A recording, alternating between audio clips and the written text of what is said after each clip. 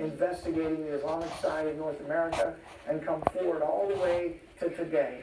And we see the evidence is clear and it's consistent, and it's already been entered into evidence in the largest terrorism financing and Hamas trial in American history.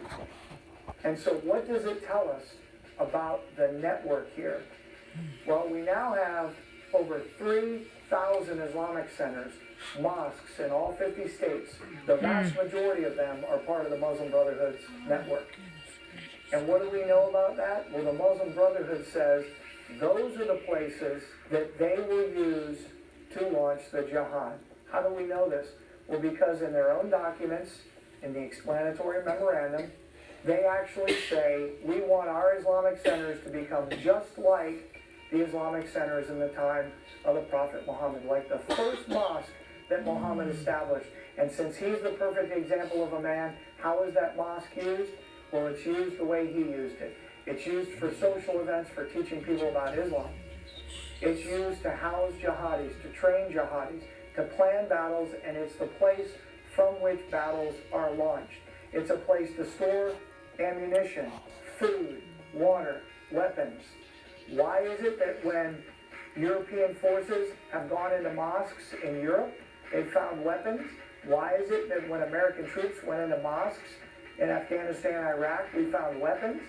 Why is it that on occasion in the United States, when we've gone into mosques, there's been evidence of weapons training? Why? Because that's what a mosque is. We have over 700 Muslim Students Associations. We have over 160 Islamic societies. All of these are part of the Muslim Brotherhood Network. And we know that since 1993, they have created somewhere between 70 and 120 organizations. We have 3,000 of them, over 3,000 in the United States. What are you also seeing? Well, you're seeing the same thing law enforcement's seeing. We're seeing taxi cab drivers at many airports are exclusively Muslim.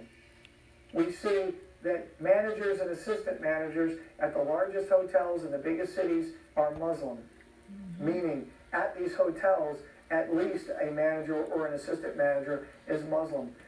Listen, you need to understand that this can't be random because the statistical probability of that is zero.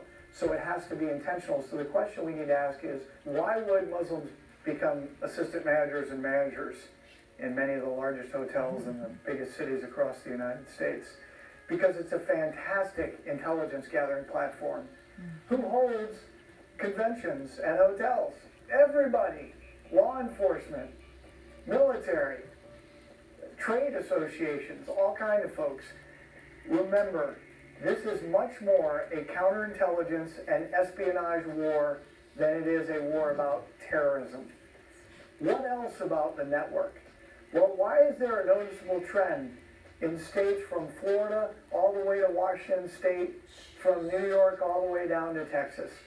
Why are we seeing a trend of Muslims buying up Quick Marts and 7-Elevens that have gas stations attached to them? Why are we seeing that? Well, if we look at this from a military standpoint, they're doing what they say they're going to do. They're preparing for war. Yep. So logistically, administratively, structurally, organizationally, militarily, they are preparing for battle here in the United States. And why should we be surprised? The documents the FBI recovered and all the evidence we've gathered in the last 35 years about the Muslim Brotherhood's network specifically says that's what they're here to do, to have an Islamic revolution in the United States. We have source information back to the 1980s talking about this. They have a network here that incorporates thousands of organizations, Islamic organizations. They also have a network that is supported by non-Muslim organizations, many Christian organizations, Jewish organizations, hard-left Marxist organizations, which in some cases that statement might be repetitive. And what are they doing? They're providing aid and comfort to the enemy, material support. How? Propaganda in the media, financial support, shutting down a free and open discussion about this enemy. So we have a massive network here, and we have citizens and organizations and leaders in the United States that are actually defending the very people who are working to destroy us. That's the nature of this enemy. are defending terrorists. That's the network here in the United Ain't no States. surprise. But we're not done yet. If we look at those organizations we've been talking about, and I just ran through these organizations right here and their numbers, what we look at when we see these numbers from a military standpoint is an insurgency in the United States.